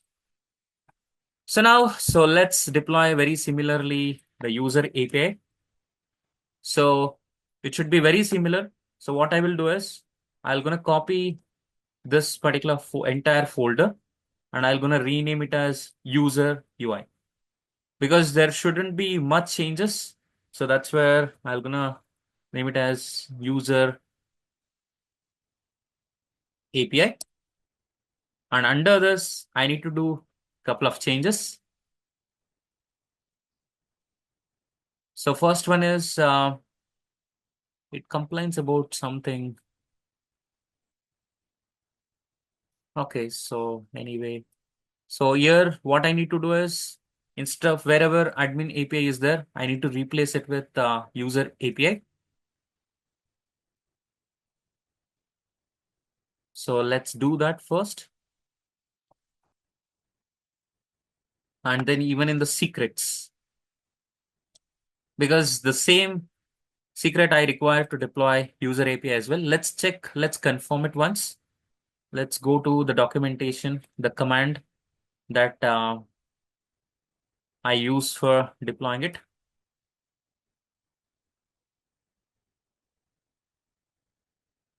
So this is the command that I need to use to deploy user API. You can see that one more env variable which is required, which is admin email. So we will also provide that.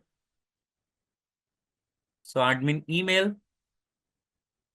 So we can provide this admin email directly in the deployment YAML itself. So, but before that, let's replace wherever admin API is there, user API, so that one thing will be done. So now let's check. First thing is deployment.yml.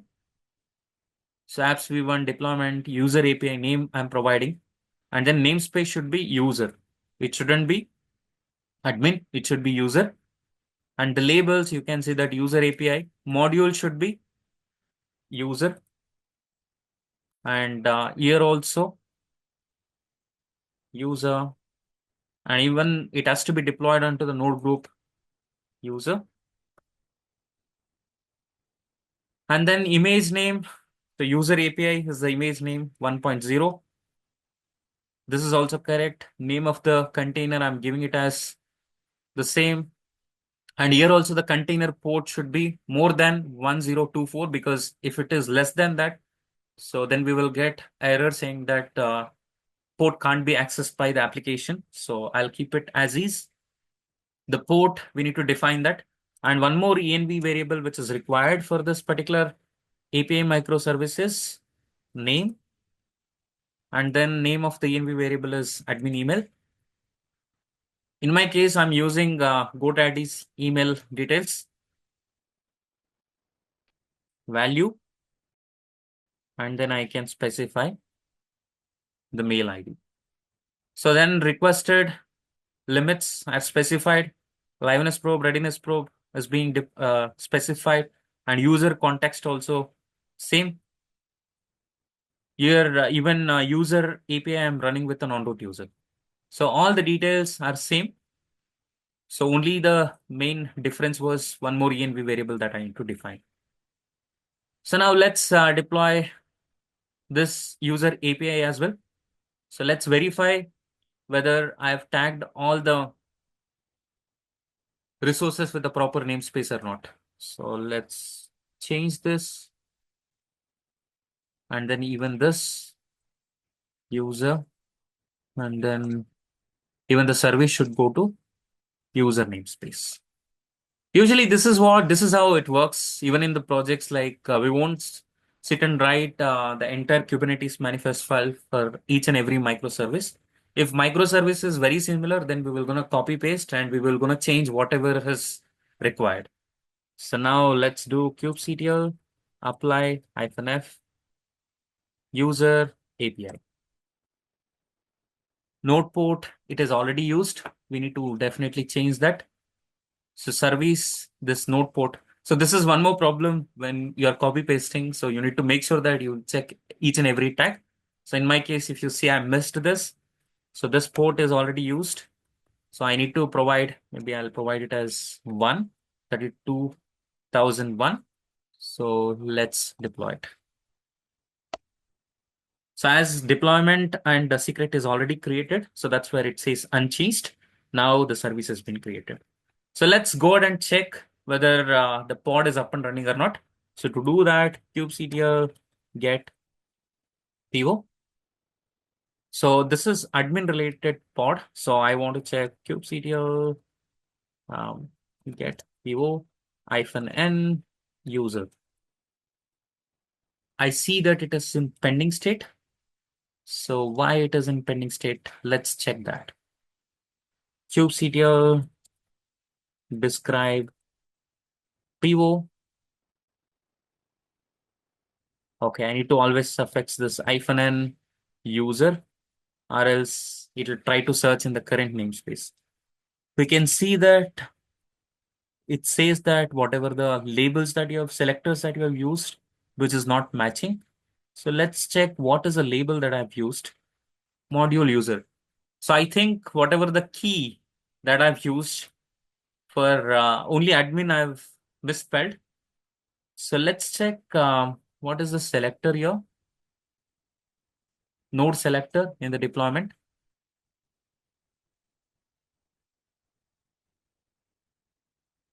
So this is user API. So under the container, so this is what is a mistake. So it should be module. In node group admin, so I've misspelled, so that is causing this particular issue. So let's redeploy it. Now it should go through. So before that, let me do kubectl config set context to user so that I don't need to always specify the namespace. Kubectl get PO. It will be there in the pending state because it is not able to get a node with whatever the previously mentioned node selector. So now let's reapply it. kubectl apply -f user API. Only deployment I can specify. And you can see that it has been configured now. Let's do kubectl get PO. You can see that now container is getting created. Pod status is container creating. Once this pod is up and running, so which will be marked as 1 out of 1, then the previous replica set will be reset to 0 and this pod will be deleted. So let's wait for user API to come up. So now you can see that user API is up and running, and so status is 1 out of 1. Let's check the logs. kubectl logs and then user API. So now you can see that even user API inside the pod, it is running at 1025 and it is connected to MongoDB. So that means even this microservice is up and running.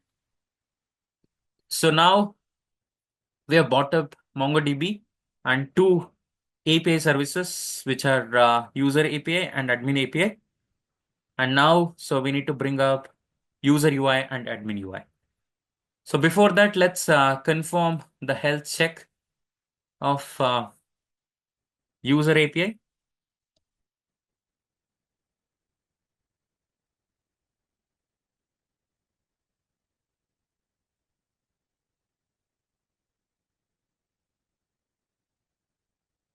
So let's create a duplicate window. It's still loading. Let's wait for it. And I see that it's not responding. So let's check kubectl get PO, whether it is up and running or not. And let's check the logs as well. It is up and running. So usually, like if you provide any node IP and if you try to access it, that should go through. But anyway, let's try it another way. O wide, so that we will get the machine IP, and we will going to take this machine IP and try to access it. So here you can see that this is user UI, so which has been properly deployed onto different node groups. So let's provide that. And let's check whether service has been created or not properly. kubectl get SVC. SIC, which has been created properly 5 minutes ago. Let's check what is the security group which is associated with this particular machine as well. And here all the protocols are enabled. So still it is not responding. Let's check the manifest file if any mistake is there in the manifest file or not. So here, so what is the labels of my pod? First, let's check that. These are the labels of my pod. So let's check that same are there in the service YML or not. I see one mistake, which is module admin. So this has to be changed. So this is a problem with the copy paste. As I said, we should be very careful. So copy paste is easy, but you can see that you will end up with these kind of issues. Let's redeploy it. So in this case, like I need to redeploy only service. So let's redeploy it service final. So now it is reconfigured. So let me again execute it. You can see that it is fast enough. I'm able to see the status of user UI over a browser. Let's create a Kubernetes manifest files for UI microservices. First, let's start with admin UI. So for that, let me create a folder. So with the name admin UI, and let's check the information about this particular microservice. So let's go to admin UI, and here in the admin UI, so we're gonna check the readme.md. Here you can see that this app runs on 3000 port. So there is no issues with the port, because if it is less than 1024, then we need to supply the env variable port. So in my case, in this UI case, we don't need to do that. And then this microservice also expects one of the env file where we need to provide API application information. So this is one change that we have, which is different from API microservice. And other than that, so the endpoint is also different. So there it was API/health. So this was a endpoint, but here if you could see, in this case, this is a bit different, which is /health itself. And this particular microservice runs with non-root-user. We need to use security context. So now let's create a Kubernetes manifest file. So let's close API related Kubernetes manifest files, as we have created already all the Kubernetes objects for that. So first thing is I'm going to create the deployment. And I'm creating a deployment as it is a stateless microservice. So that's where. And let's use deployment complete. So from my Kubernetes extensions. And here first thing is the extension API version should be changed, which should be apps/v1. And then kind is deployment. Name should be admin UI. And then labels also, let me provide it as app admin UI. And then specifications. So here in the specifications, first we need to specify the selector. And then under the selector, we need to specify the match labels. Under the match labels, we need to provide the same labels which will be used as pod labels. This match label should definitely match with labels which we define it in the pod. So here app admin module, and also let's use this as well, module, and then admin is what I'm going to use. The same label, I'm going to copy it here as well. And then the strategy, I don't require it as of now. So let's remove that. And under the template metadata, so I can provide the pod name. So anyway, that is non-mandatory. So labels, this should definitely match with the selector, so that I've taken care. And then we need to give replicas. So in none of the microservices, I've provided a replicas. If you don't provide replicas, then by default it is one. So that's where it is creating one replica. Admin UI, so this is fine. So I need to provide the image name. In this case, let's go to ECR, and then let's copy the admin UI, and then proper tag we need to provide, which is 1.0, or else pod will fail with image pullback error. So name, I'm going to provide it as admin UI. This is container name. And then the resources. Let's copy the resources part from user API. So let's copy this. And then I'm going to provide it in under admin UI. So limits resources I've defined. So liveness probe, we need to change a bit. And before that, we need to specify the ports. That is also important. Ports. And then under this container port should be 3000.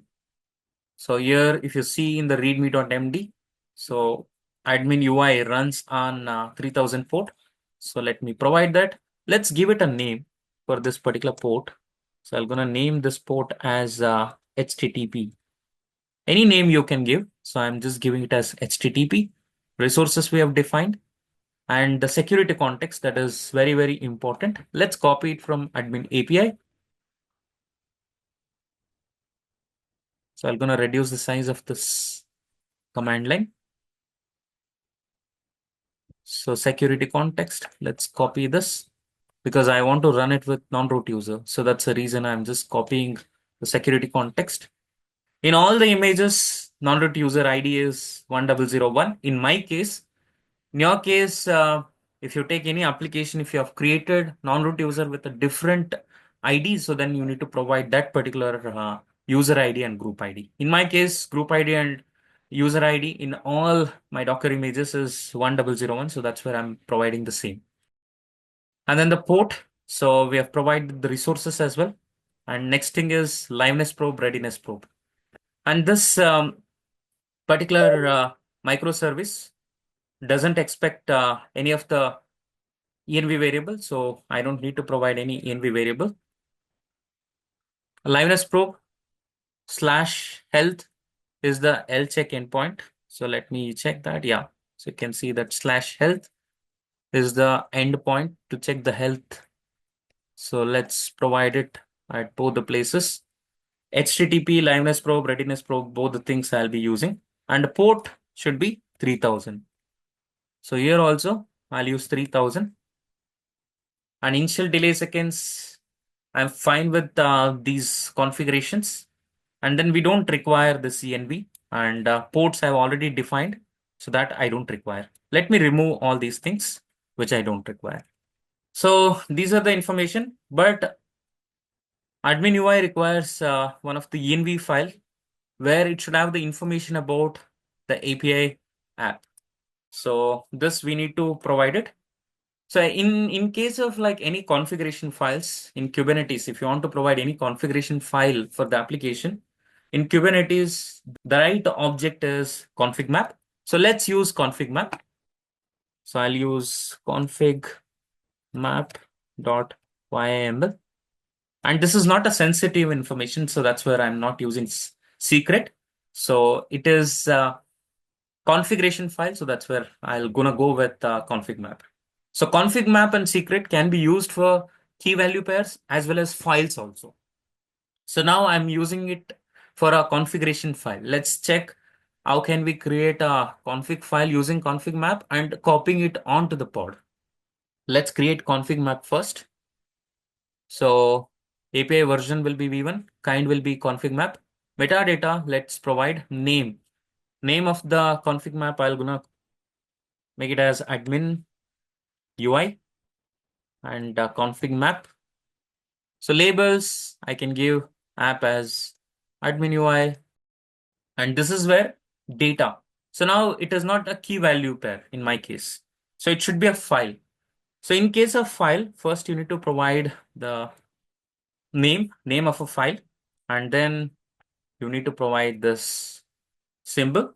And once that is done, so you need to define the content of this .env file. So in my case, I'm going to take this data, put it here. It should be indented properly. If indentation is not there, so then it won't be read as a file. So that is very important. And then here I need to give admin API details. So in my case, admin API is running on this particular URL. Let's copy this. Let's provide this particular one, 32,003. So this information I need to provide. And now I've created a config map. So this will create a config map. How do I copy this particular file, which is there in the config map, onto this deployment? If I want to do so, then we need to create a volume. So let me create it here, volume. And let's name this particular volume. You can give any name. So I'm going to give it as admin UI volume, and then mount path. So, and also we need to define actually. So there are a couple of types of volumes. We have config map volume, host path volume, and we have many other type of volumes are there. Now, this volume is of type config map. I need to specify that. So we need to specify the name of the config map. Name of the config map is what? So in my case, admin UI is CM. So this particular name I should give. So now what happens is, so let me show it to you in a diagrammatic way. So whenever now I create this particular pod, so first what will happen is pod will be created and respective volumes will be created. So you can assume this is a pod and then this is a volume. First volumes will be created. So whatever the order you specify, volumes will be created first and then the container. So as we have specified volume of type config map, it will going to search for this particular config map. And under this particular config map, it checks, is there any files or not? It sees that, okay, there is a config map with the name .env, with the file name .env. It will going to copy or like create .env file in this volume. This is inside the pod. Now it is there in the volume. If I want to copy onto the application container or a container where you require that particular file, so that's where you need to use volume mount. So here we can specify volume mount. This volume mount should be same as this volume name. So let's take this. I'm gonna provide it as this mount path.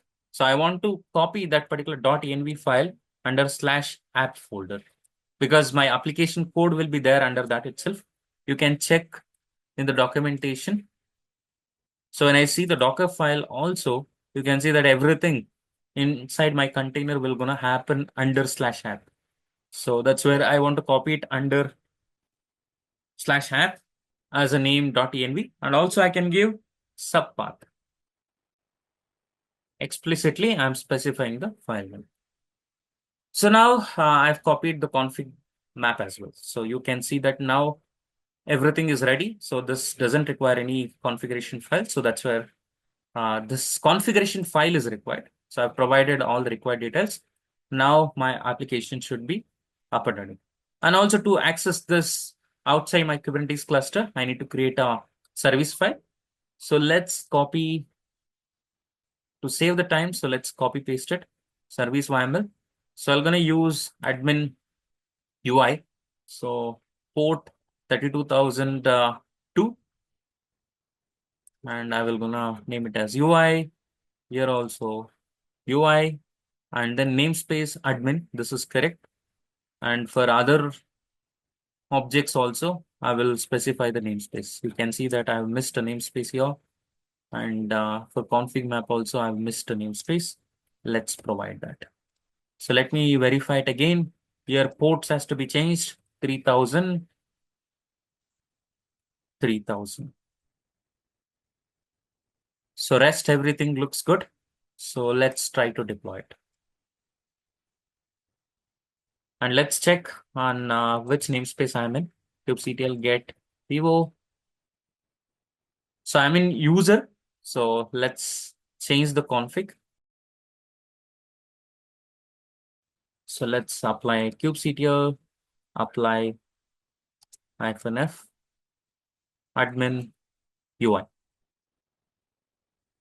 Now you can see that config map created, deployment created, services created, kubectl get pivo, svc and config map. So admin UI is coming up. You can see that 13 seconds ago it is created.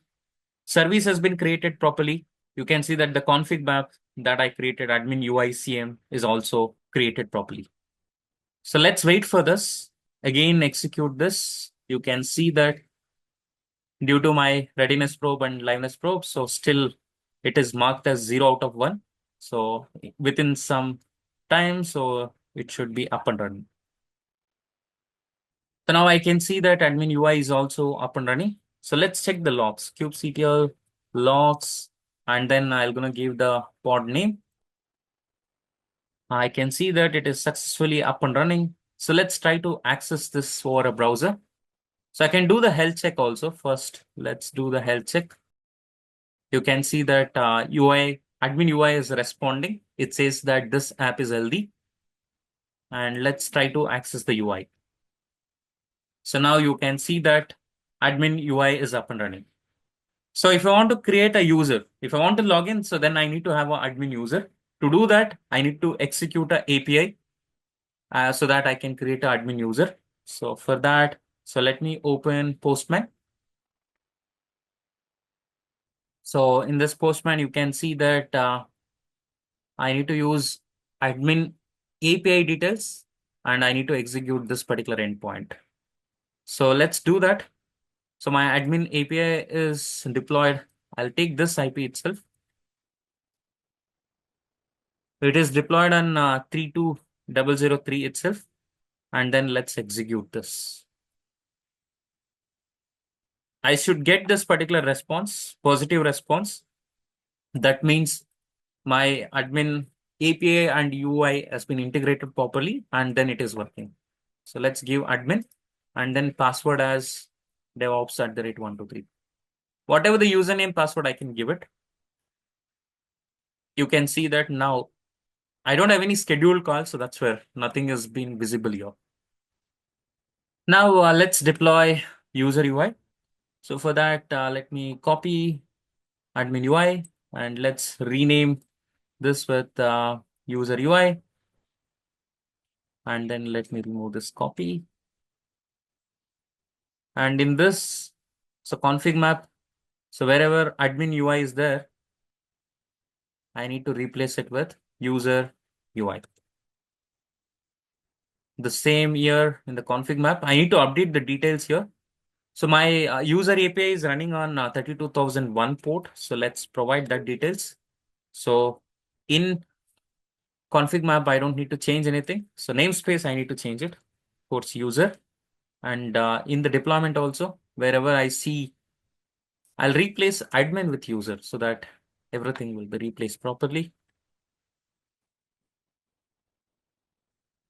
And the same, I will do it in service as well.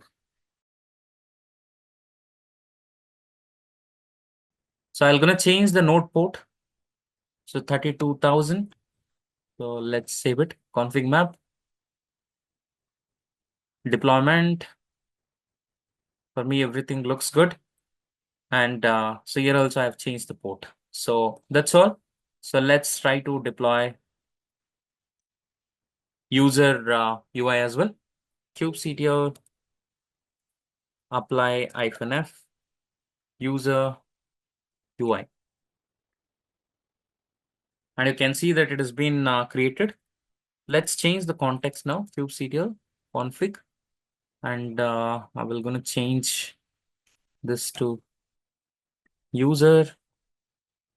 So let's execute kubectl get pivot svc and then config map. So let's check everything has been created or not. I can see that config map has been created and the service has been created and still user UI pod is in running state, but it is not active. It is still 0 out of 1. So let's wait for that to come up. So I'm gonna now only monitor pod. We can also check the logs, kubectl logs, and then user UI.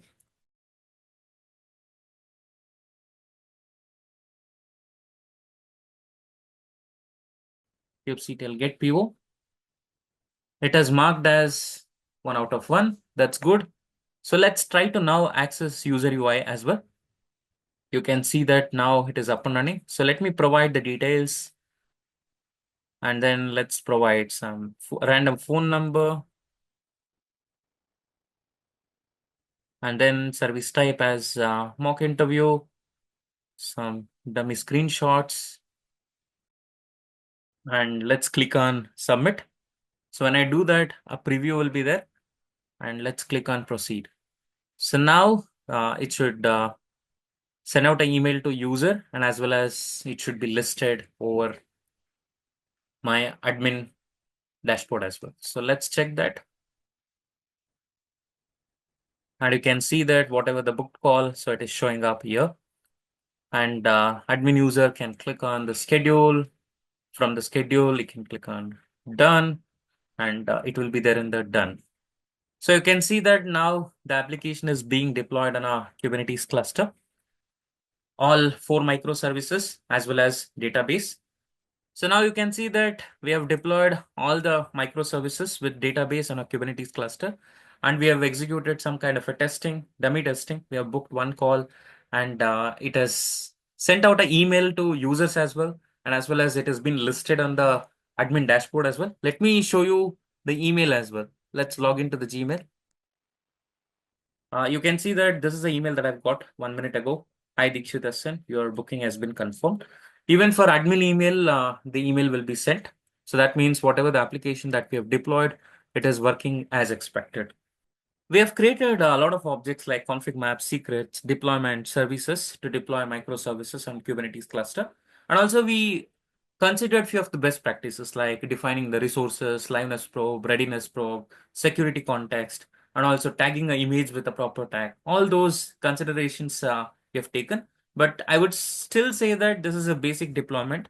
We can still consider other practices like rather than creating a node port service, we now depend on the machine IP, because in case of some failures, so the node IP might change, or like if the nodes get recreated, node IP will gonna change. In that case, we can use a load balancer service so that the service endpoint won't change. We can do that. And also now I did a one basic testing. If number of users will grow, so then the load on the pods will also increase. In that case, we need to have HPA, horizontal pod autoscaler. So as load grows, it can bring up more and more pods, so that we can include. And also database, now it can be accessed over within the cluster. So we can avoid that also. We can only allow admin UI and user UI to access the database. That particular security constraints also we can put it by using network policies. Even that we can consider. And database, now I've deployed as a stateful set where I don't have any PVCs attached. So if database container is deleted, then data is lost. So for that also we can add PVC so that we will have data backup as well. So all those things we can include it. Let me know in the comment section if you want me to do a video on this load balancer, HPA, network policies, operator, and a PVC for MongoDB. So if you want me to do, let me know in the comment section. And also it'll be too much if I include everything into a single video. So that's the reason I've skipped all these concepts. And if you have any doubts, concerns, also please ask the questions in comment section. If you have liked the video, please do like, share, and subscribe to the channel. So that's it for video. Thank you. Have a great day.